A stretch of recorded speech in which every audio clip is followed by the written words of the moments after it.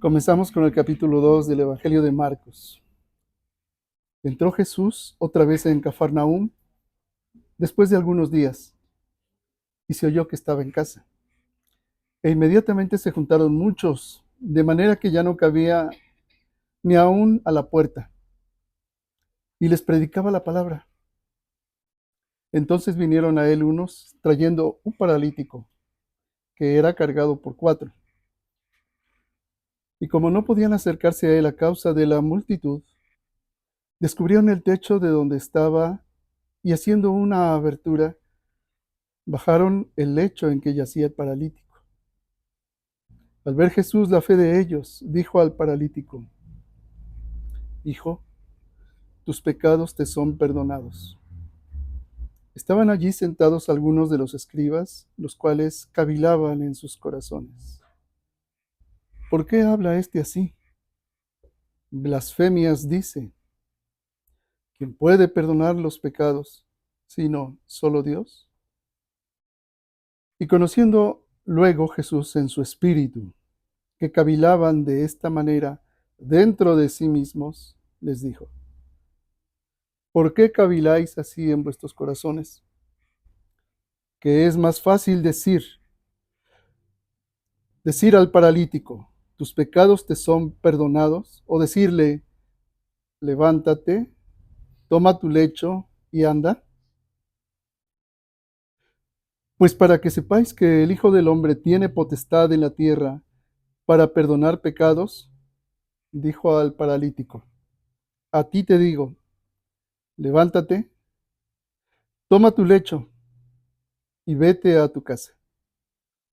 Entonces él se levantó enseguida, tomando su lecho, salió adelante de todos. De manera que todos se asombraron y glorificaron a Dios, diciendo: nunca hemos visto tal cosa. Hasta ahí. Pues todos conocemos esto, pero vamos a hacer un ejercicio, puesto que ya hemos escuchado varias prédicas, ya sabemos quién es el Señor. Y aquí vamos a ver una manifestación de la divinidad de Jesús. Porque todos nosotros sabemos que Jesús es omnipotente, omnipresente, omnisciente. ¿Qué significan estas 3 palabras? Omnipotente, que todo lo puede. Omnipresente, está en todos, en todo lugar. Los salmos nos dicen: tú estás de corazón en cada cosa. La escritura nos dice: en Él vivimos, nos movemos y somos. Tenemos nuestro principio y nuestro fin en Él. Estamos sustentados en el ser en Él. Y también es omnisciente. Significa que Él sabe todas las cosas. Ese es un atributo, son atributos exclusivamente de Dios. Pero aquí Dios, recordemos, se hizo hombre y va a manifestar uno de esos atributos: su omnisciencia y su omnipotencia y su omnipresencia también. Su omnipresencia porque en la acción está manifestando que está en el cielo, en la tierra, en todo lugar, está de corazón en todas las cosas. Pero para que este ser que es polvo, que es el ser humano, pueda conocer, pues él mismo se hizo polvo, se hizo hombre. Y estamos viendo una manifestación de su omnipotencia. ¿Cómo que Dios se hace hombre? Sí, y siendo hombre, aquí va a manifestar también su omnisciencia. Ahorita lo voy a explicar. Va a ser el tema a desarrollar. Y también manifiesta su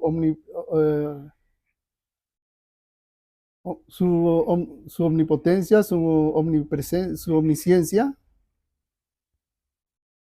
¿Y cuál es el otro? Su omnipresencia, sí, todo. Las tres características las está manifestando el Señor. Vamos a ver aquí cómo. Destaca su omnisciencia, que todo lo sabe. Y para desarrollarlo, recordemos algunos textos que nos hablan de esto. En la primera carta a los Corintios, en el capítulo 2, en el verso 11 nos dice lo siguiente.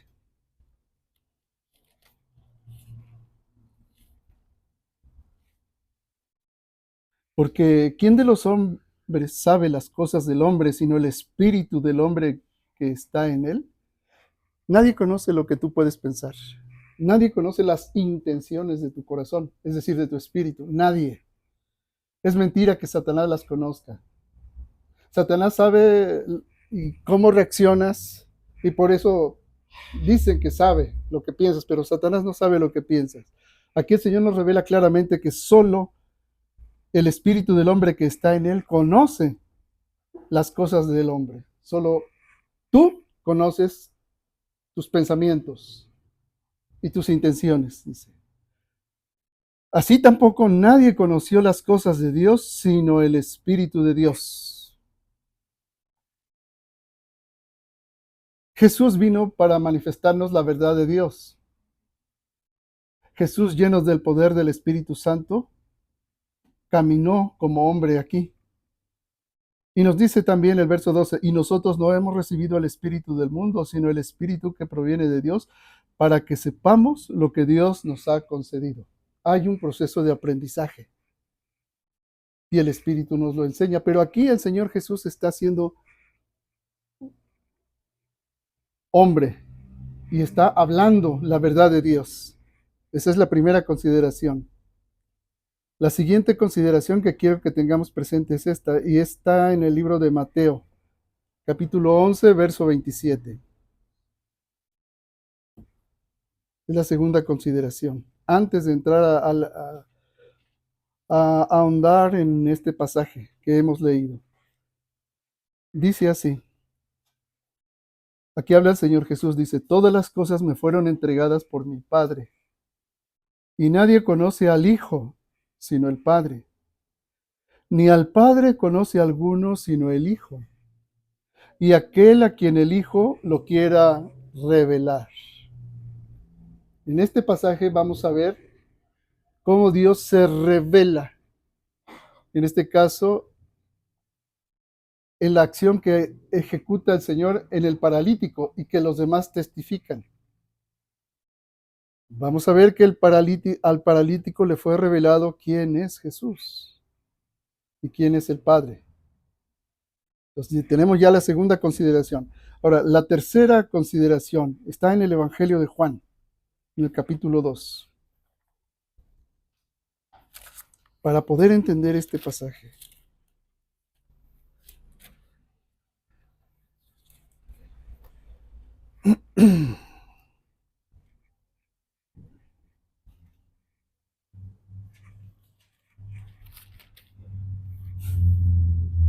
Capítulo 2, versos 23 al 25.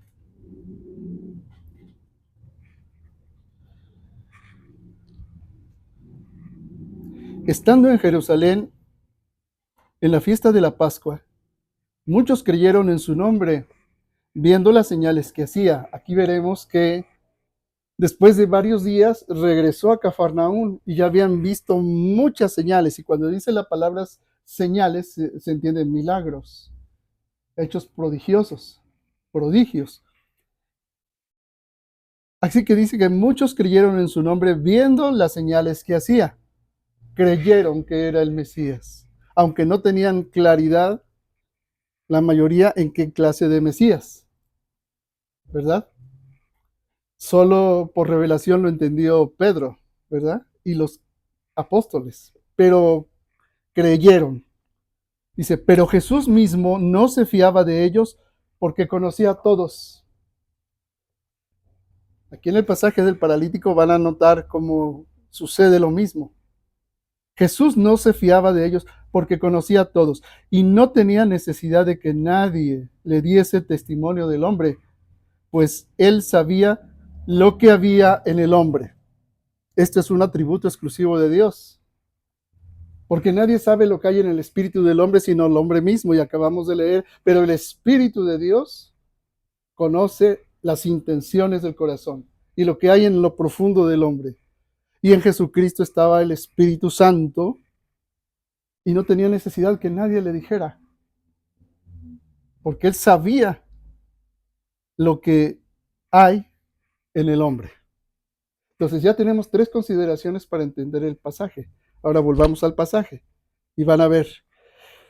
Así que el Señor, estando viviendo en la casa de Pedro, regresó a Cafarnaúm después de algunos días y se oyó que estaba en casa e inmediatamente se juntaron muchos de manera que ya no cabían ni aún a la puerta y les predicaba la palabra, la verdad de Dios, los argumentos de Dios, porque para vivir sabiamente en este mundo y alcanzar la vida eterna, necesitamos hacerlo conforme a la verdad de Dios. Por eso Dios se hizo polvo, se hizo nada, igual que nosotros, para hacernos comprender, ¿verdad? La palabra. Ahora dice, entonces vinieron a él unos trayendo un paralítico que era cargado por cuatro. Y para enriquecer este pasaje quisiera que ustedes imaginaran cómo era la vida de este hombre antes de ser paralítico, porque no dice que es un paralítico de nacimiento, así como habla de los ciegos de nacimiento. Aquí no dice que el paralítico lo fuera de nacimiento. Alguna circunstancia sucedió para que fuera paralítico. ¿Cuál era la vida de este hombre? Estamos hablando hace 2000 años. ¿Qué daba la riqueza en esa época? La tierra, ya sea por el cultivo o por la explotación de los minerales. Y aparte de la tierra, las personas se dedicaban o al comercio o a los gremios de artesanos o a los forjadores de metales. ¿A qué se dedicaría este hombre? Era un judío, antes de ser paralítico, tal vez al comercio, tal vez a la siembra de la tierra,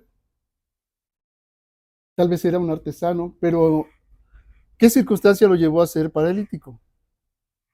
Quizás una enfermedad degenerativa, quizás era comerciante y fue atacado en el camino y recibió un golpe que lo hirió de tal manera que quebró sus huesos y quedó paralítico porque lo asaltaron.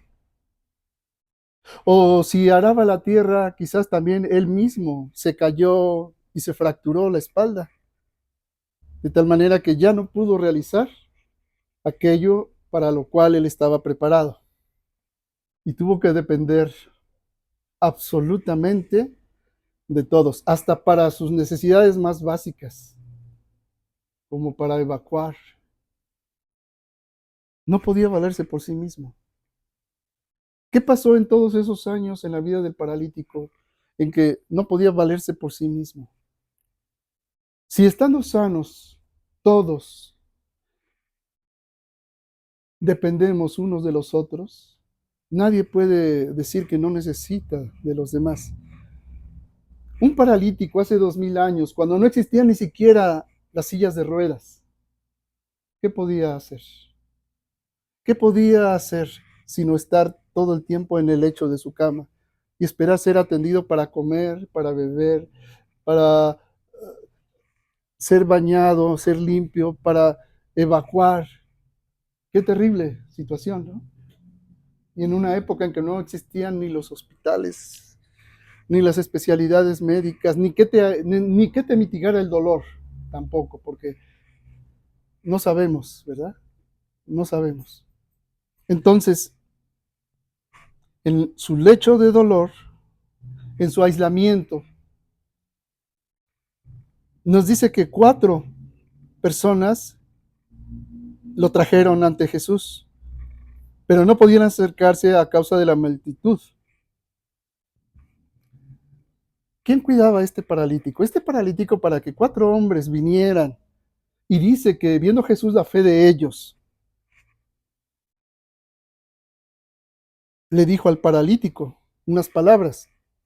Significa que estas 4 personas que lo llevaban eran 4 buenos hombres, 4 hombres de fe, además. Seguramente alguno de ellos era su hijo.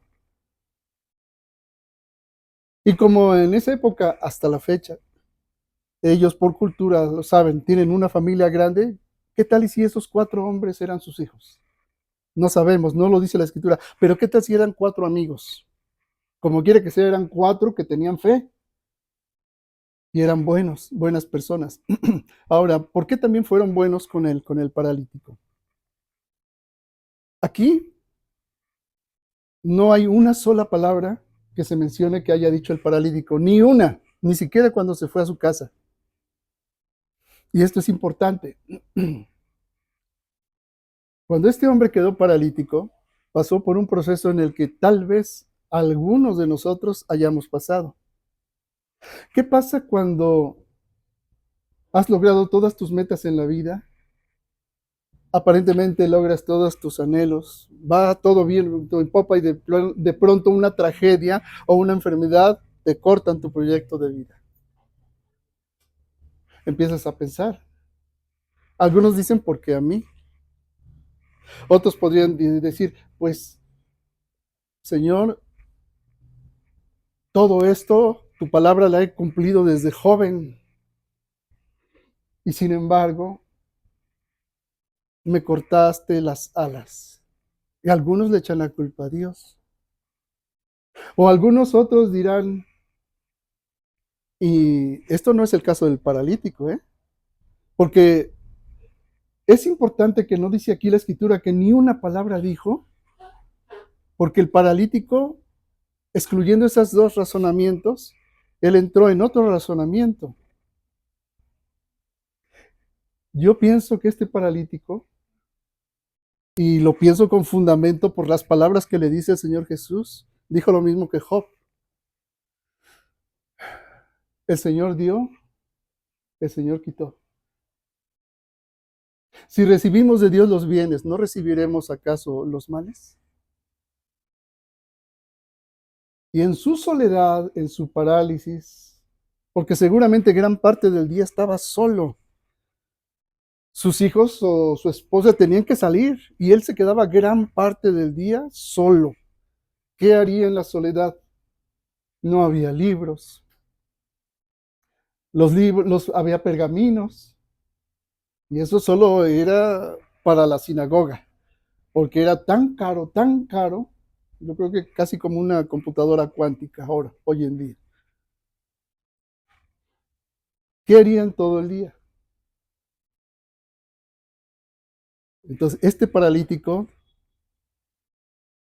logró llegar como David a este punto.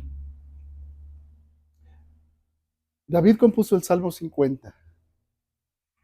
Y en el Salmo 50, David se asumía como rey, como el ungido de Dios, de Yahvé. Había vencido a todos sus enemigos, todos. Se logró establecer, afianzarse en el reino. Y sin embargo cayó profundamente, derrotado por su debilidad, porque su mayor enemigo fue él mismo. No fueron sus enemigos que buscaban matarlo, ninguno. Él cayó preso de sus propias debilidades. Cometió un asesinato con todas las agravantes, premeditación, alevosía, ventaja y traición, al asesinar al esposo de una mujer muy bella, de la cual no pudo resistirse, mujer que tampoco se pudo resistir, porque ¿quién iba a oponerse al rey? Claro, solo una mujer virtuosa, pero era una mujer, simplemente una mujer bella. Y la embarazó, además. Entonces, David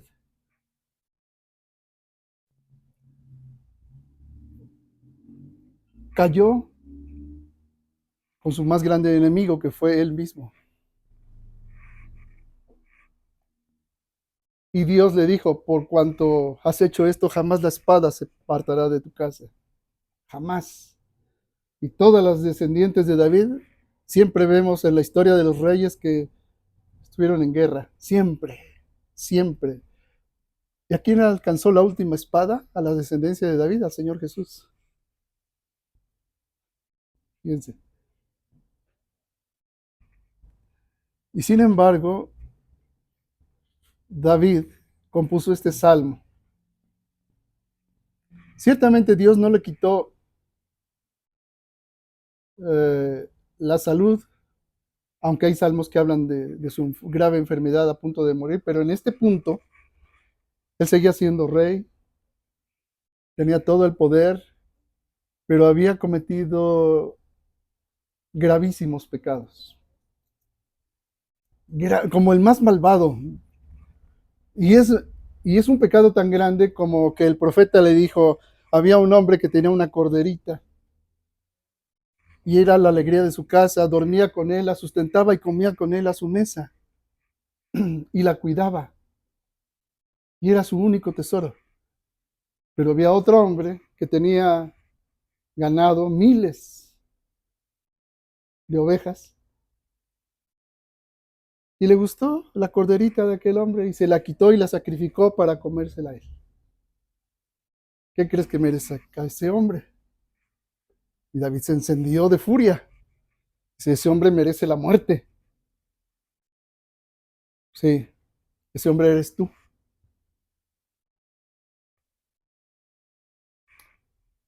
Por el asesinato con dolo a Urías, el hitita, el eteo, y su mujer Betsabé. Bueno, entonces David, puesto que era el ungido de Dios, fue el Espíritu de Dios el que le hizo recapacitar y entender que él había pecado. Y dijo así, misericordia, Dios mío, por tu bondad, por tu inmensa compasión, borra mi culpa, lava del todo mi delito, limpia mi pecado. Pues yo reconozco mi culpa, tengo siempre presente mi pecado. ¿Por qué lo tenía presente siempre? Porque el Espíritu de Dios estaba en él. Dice, contra ti solo pequé, cometí la maldad que aborreces. En la sentencia tendrás razón. En el juicio brillará tu rectitud. ¿Se dan cuenta que no se está justificando delante de Dios? Porque cuando los reyes iban a la guerra, David estaba en el palacio viendo y a través de las celosías vio a una mujer. Cuando era tiempo de guerra. Y él no tenía por qué estar allí. Y se dijo, en la sentencia tendrás razón, en el juicio brillará tu rectitud. Mira que en la culpa nací, en pecado me concibió mi madre. E hizo un recorrido por lo que ha sido su vida y entendió que él era pecador. Otras traducciones dicen, pecador me concibió mi madre. Luego prosigue diciendo, te gusta un corazón sincero. Es decir, que no se está ocultando, sincera, sin nada que oculte las imperfecciones. Y en mi interior me inculcas sabiduría. Rocíame con el hisopo. El sumo sacerdote usaba el hisopo para purificar, ¿verdad? El altar, para purificar. Siempre se usaba el hisopo, era un símbolo de purificación y se usaba con sangre. ¿Cuál sangre estaba clamando David si no había llegado el Señor Jesús? Solo habían los sacrificios, pero dijo, rocíame con el hisopo y seré limpio. Lávame y seré más blanco que la nieve. Hazme oír el gozo y la alegría que me alegren los huesos quebrantados. Su corazón estaba quebrantado, no literalmente sus huesos, pero en el caso aquí del paralítico, yo les dije, supongamos que sí, el paralítico fue quebrantado porque tal vez lo atacaron ladrones en el camino y lo dejaron muy herido quebraron su columna y quebraron sus huesos. Y aquí David dice, hazme oír el gozo y la alegría que me alegren los huesos quebrantados. Aparta de mi pecado tu vista, borra en mí toda culpa. Está hablando el reconocimiento del dolor que en David había al reconocer su falta y su falla, como si lo hubiesen quebrado un hueso. ¿Alguien de ustedes se ha fracturado algo? Pues sabe el dolor que causa. Yo no, gracias a Dios, pero digo, si alguno aquí se ha fracturado alguna vez, pues es un dolor tremendo. Yo casi me han fracturado, pero no. Aparte de mi pecado tu vista, borra en mí toda culpa. Se atreve a decir a Dios, dice, oh Dios, crea en mí un corazón puro. Renuévame por dentro con espíritu firme, porque reconoció que su corazón tambaleó. Dice, no me arrojes lejos de tu rostro, no me quites tu santo espíritu. A David no le estaba importando el reino, no le estaba importando su prestigio, como a Saúl, el rey anterior. No le estaba importando nada, excepto que le retirara al Señor su santo espíritu. No le estaba importando que le quitara la vida, sino su santo espíritu. Dice, no me arrojes lejos de tu rostro, no me quites tu santo espíritu. Devuélveme la alegría de tu salvación. Devuélveme la alegría de tu salvación. Afiánzame con espíritu generoso. Entonces enseñaré a los malvados tus caminos y los pecadores volverán a ti. Porque David se da cuenta que es tan culpable como cualquier otro ser humano.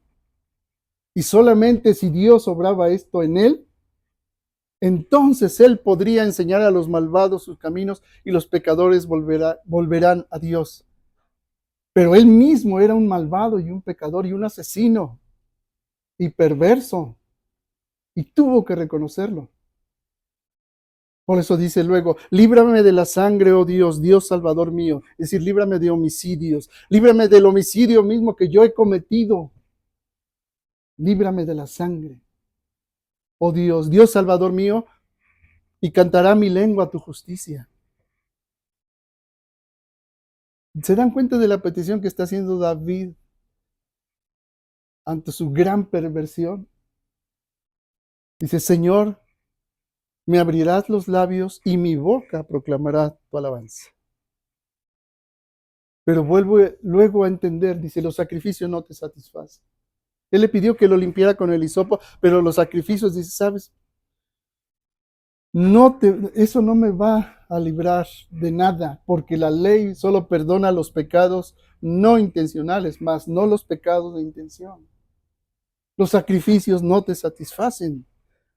Si te ofreciera un holocausto, no lo querrías, y aquí entendamos correctamente. Cuando él estaba haciendo un holocausto, 100 toros, 100 hasta consumirlos hasta la ceniza, totalmente. Si te ofreciera un holocausto, no lo querrías. O sea, eso no perdonaría mi pecado. Dice, mi sacrificio, porque ya pensó más al fondo, dice, mi sacrificio es un espíritu quebrantado, un corazón quebrantado y humillado, Señor, tú no lo desprecies.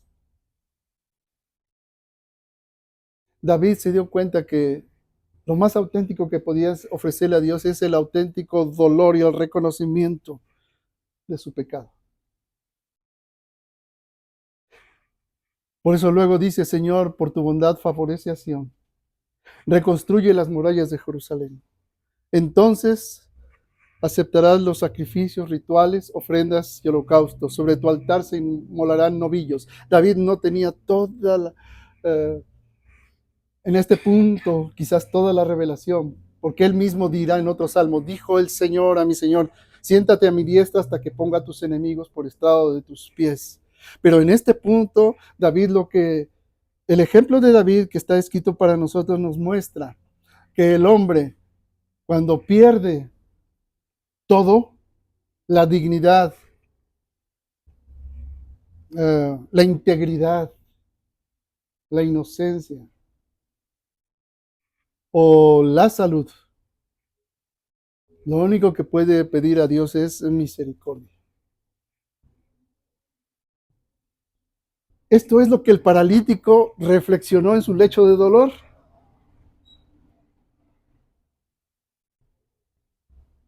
Esto es lo que el paralítico escuchó, entendió en su lecho de dolor, porque lo único que podía hacer era pensar en la palabra de Dios. Si bien tú lo puedes ver, él humanamente lo podía ver como una desgracia, en realidad lo que Dios estaba haciendo en el paralítico era renovar su mente, porque solo podía dedicarse a la meditación de la palabra de noche y de día. Más allá de lo que era una desgracia, el paralítico logró entender que lo que necesitaba era la misericordia de Dios y decirle como David que tuviera misericordia de él. Por eso les dije, es tan importante el silencio que marca la escritura aquí del paralítico. No dice una sola palabra, pero teniendo el Espíritu de Cristo, entendemos el proceso por el cual el paralítico pasó. Para que Jesús, cuando se encontró con él, le dijera las siguientes palabras.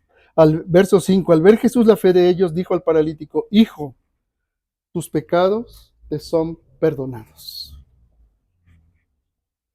Y el paralítico no dijo nada, porque ya Dios había tratado con él. No dijo nada. Él entendió que Jesús es el Mesías. Él era un hombre de fe, así como los 4 que lo llevaron, porque Jesús al ver la fe de ellos, y en ese ellos yo ahora incluyo al paralítico. En otra ocasión le dije, a lo mejor el paralítico no tenía fe, pero no, es que la iluminación de la palabra de Dios es más grande. No, al ver la fe de ellos, tanto del paralítico como de los 4 que lo llevaban. Al ver la fe de ellos, dijo al paralítico, hijo, tus pecados te son perdonados. ¿Ustedes creen que el paralítico iba pensando en que le sanara de su lecho? Él ya había superado esa etapa. Él ya la había superado. Él entendió como David, Señor, crea en mí un corazón puro, renuévame por dentro con espíritu firme. Porque ese paralítico, antes de ser paralítico, pongámonos en el punto de que había sido un comerciante exitoso, un comerciante rico, que fue asaltado y le robaron sus pertenencias y lo dejaron tan mal herido que le quebraron los huesos.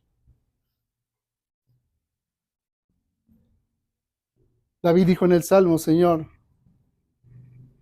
renuévame por dentro con espíritu firme. Se alegra los huesos quebrantados. Se crea en mí un corazón puro. No me arrojes lejos de tu rostro, no me quites tu Santo Espíritu. El paralítico entendió que en esta vida todo pasa. Aunque logres todas tus metas, al final todos morimos. ¿Y qué es lo que necesitas antes de morir? El perdón de Dios, su misericordia. Saber que puedes partir de este mundo y encontrarte con Él. Y aquí en el Evangelio no dice una sola palabra el paralítico, porque el paralítico en su corazón sabía que necesitaba ser perdonado. Ese era el favor más grande que Dios podía hacer con él, como lo hizo con David. Porque después de que dijo ese salmo David, el profeta regresó con él y le dijo que el Señor había escuchado su oración y su pecado había sido perdonado. Aquí el paralítico recibió el regalo más grande que tú o yo podemos recibir. ¿Y qué es lo que hicimos después de la alabanza? Señor, perdona mis pecados. Ese es el regalo más grande. Que tienes una necesidad económica más grande que tu necesidad económica es el perdón de tus pecados. Que tienes una necesidad física de salud más grande que eso es que estés en comunión con Dios. El regalo más grande es que puedas tener paz en tu corazón, dentro de ti, que puedas ser libre y volverle a decir al Señor, devuélveme la alegría de tu salvación, afiánzame con espíritu generoso. Entonces enseñaré a los malvados tus caminos y los pecadores volverán a ti. Y la mejor correspondencia que tú pudieras hacer después de haber sido perdonado es enseñar a otros que pueden ser libres de su pecado, hablarles el Evangelio, hacer discípulos para Cristo. Por eso el paralítico aquí cayó, no dijo una sola palabra. Al ver Jesús la fe de ellos, dijo al paralítico, hijo, tus pecados te son perdonados. Y el paralítico, les aseguro que dentro de sí estaba feliz. Por eso aquí no dice nada, porque hay una segunda parte. Estaban allí sentados algunos de los escribas, los cuales cavilaban en sus corazones, es decir, pensaban dentro de sí mismos. ¿Por qué este habla así? Blasfemias dice. ¿Quién puede perdonar los pecados sino solo Dios? Entonces vean los dos aspectos. Un paralítico con quien Dios ya había tratado y entendió y guardó silencio y recibió el perdón de Dios. Sin embargo, los otros que escucharon que Dios le había perdonado, son blasfemias. Cuando tú le dices a alguien, Dios ya me ha perdonado y ha cambiado mi vida, estás loco, blasfemias, blasfemas. ¿Quién puede perdonar los pecados sino solo Dios? Y le testificas de lo que Dios ya ha hecho en ti, estás loco. A mí me perdonó el cura porque me hizo la señal de la cruz.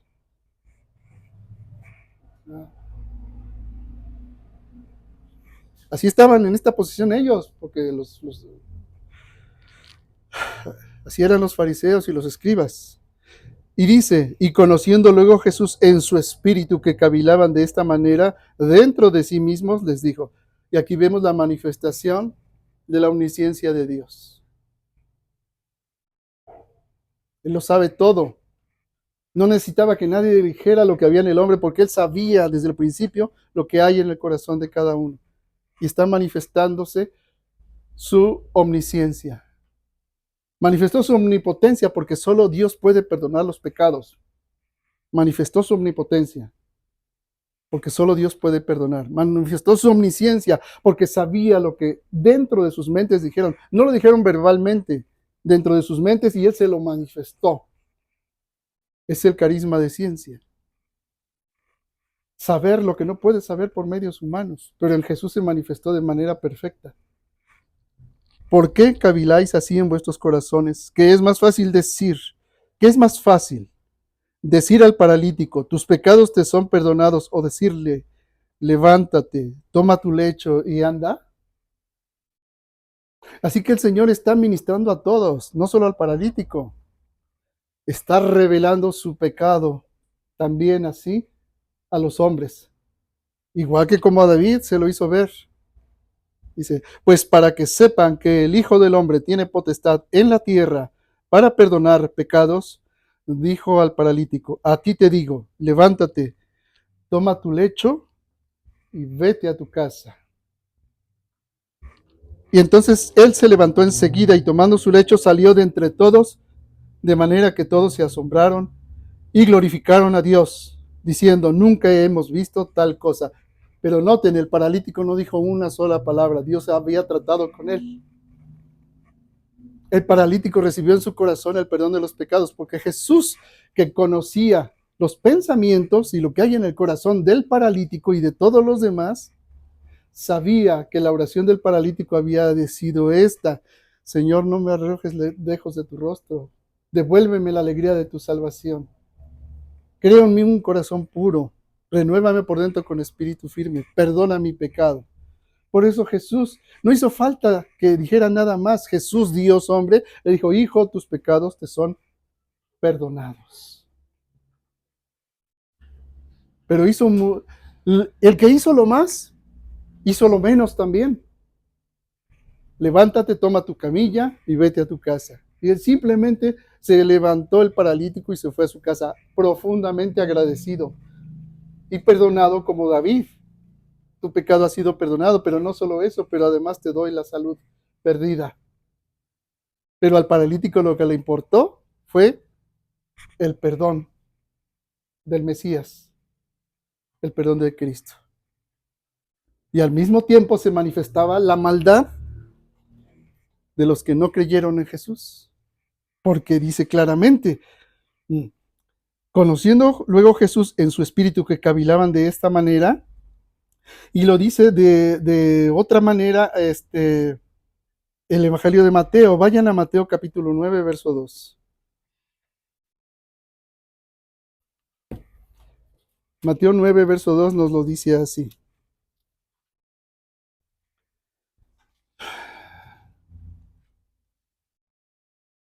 Entonces dice, y sucedió que le trajeron un paralítico tendido sobre una cama, y al ver Jesús la fe de ellos, dijo al paralítico, ten ánimo, hijo, tus pecados te son perdonados. Ten ánimo. Dice, entonces algunos de los escribas decían dentro de sí, este blasfema. Y conociendo Jesús los pensamientos de ellos, ¿se dan cuenta? La omnisciencia de Dios, los pensamientos, dijo, ¿por qué pensáis mal en vuestros corazones? Y aquí pensar mal no significa por qué piensas equivocadamente, no. Aquí cuando dice por qué piensas mal, porque usa la palabra ponerón, que significa malicia, maldad. ¿Por qué piensan con maldad en sus corazones? Porque ¿qué es más fácil decir los pecados te son perdonados o decir levántate y anda? Pues para que sepáis que el Hijo del Hombre tiene potestad en la tierra para perdonar pecados, dice entonces al paralítico, levántate, toma tu camilla, tu cama y vete a tu casa. Y aquí el Señor nos aclara más en Mateo, ¿por qué piensan maldad en sus corazones? Maldad.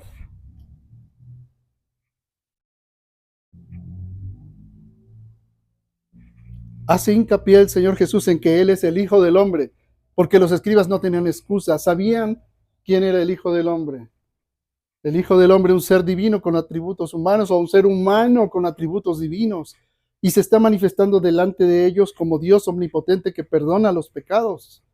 Y no solamente lo dice con palabras, sino que lo demuestra, porque ¿qué es más fácil? Es más fácil decir, levántate, toma tu camilla y vete a tu casa. Eso es más fácil que pedir perdón a tus pecados. Así que el paralítico se fue consolado, restaurado en su espíritu, perdonado y además sanado. Pero en los escribas dijeron que era blasfema. ¿Qué estaban haciendo los escribas? Blasfemando contra el Espíritu Santo. Eso es lo que estaban haciendo ellos. Vayan en este Evangelio de Marcos al capítulo 3, versos 28 al 30. Fíjense. El Señor Jesús acaba de sanar al paralítico, pero más sanó su espíritu y luego su cuerpo. Bueno, en esta parte del capítulo 3, aquí expulsó un demonio. Las dos son señales milagrosas.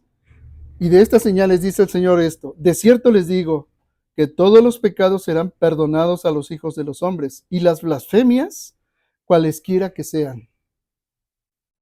Pero cualquiera que blasfeme contra el Espíritu Santo no tiene jamás perdón, sino que es reo de juicio eterno, porque ellos habían dicho, tiene espíritu inmundo. Ahora bien, entonces, el Señor Jesús, al mismo tiempo que está perdonando y sanando, está emitiendo un juicio sobre quienes escuchan la palabra, la verdad de Dios. Y está declarándoles que ellos están blasfemando contra el Espíritu Santo. Aquí no lo dijo en el paralítico, pero es la misma situación. Y dice el Señor, vayan al Evangelio de Juan, capítulo 9, verso 39. Dijo Jesús, para juicio he venido yo a este mundo, para que los que no ven, vean, y los que ven, sean cegados. Entonces algunos de los fariseos que estaban con él al oír esto le dijeron, ¿acaso nosotros somos también ciegos? Jesús le respondió, si fuerais ciegos no tendríais pecado, mas ahora, porque decís, vemos, vuestro pecado permanece. Y fue lo mismo aquí con el paralítico. Fue lo mismo, porque el Señor les está declarando, ustedes piensan maldad en sus corazones. Ellos son los que blasfemaron contra el Espíritu Santo y el Señor los vino para juicio. Al mismo tiempo está juzgando, porque el Señor conoce lo que hay en el corazón. ¿Sí? Así que Dios está manifestando aquí su omnipotencia, su omnisciencia, al descubrir las intenciones del corazón. Vayan a la primera carta a los Corintios, al capítulo 4, al verso 5.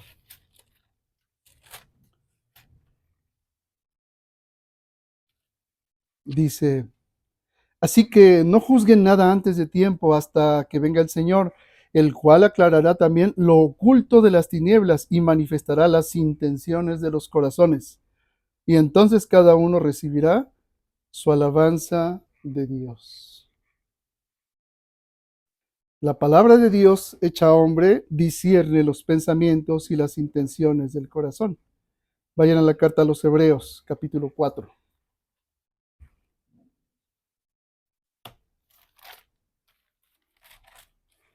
En el verso 12. Dice, porque la palabra de Dios es viva y eficaz. Y aquí en el paralítico está la palabra hecha hombre, la palabra misma, viviente, viva y eficaz. La palabra de Dios es viva y eficaz y más cortante que toda espada de dos filos, y penetra hasta partir el alma y el espíritu, las coyunturas y los tuétanos, y discierne los pensamientos y las intenciones del corazón. Jesús dijo, ¿por qué cavilan así en sus corazones? ¿Por qué piensan maldad en sus corazones? Estamos viendo que el Hijo del Hombre, y él dijo, para que sepan que el Hijo del Hombre tiene potestad en la tierra para perdonar a los pecados, dijo al paralítico, a ti te digo, levántate, toma tu lecho y vete a tu casa. Jesús es Dios. Y es importante que lo entendamos, hermanos, porque ahora los cristianos ya no entienden que Jesús es Dios. Ahora en las congregaciones dicen, este hombre, y rebajan la divinidad de Cristo. Sí, Jesús es hombre, pero es Dios. Y en el pasaje que estamos viendo aquí, estamos viendo una manifestación de la omnipotencia de Dios para perdonar pecados y su omnisciencia, que conoce las intenciones, no solo los pensamientos, sino la intención del pensamiento, del corazón. Cuando dijimos hace un rato, acércate tú que tienes una necesidad, ¿qué le manifestaste a Dios? Pues tu mayor necesidad es ser perdonado, ser restaurado en tu corazón. Porque habrá quienes quieran que Jesús los sane o les dé algún favor de algo, pero no quieren entrar en el reconocimiento como David de quiénes son delante de Dios. Y Jesús vino a vendar los corazones destrozados, a sanar los corazones quebrantados, a restaurar las ruinas antiguas.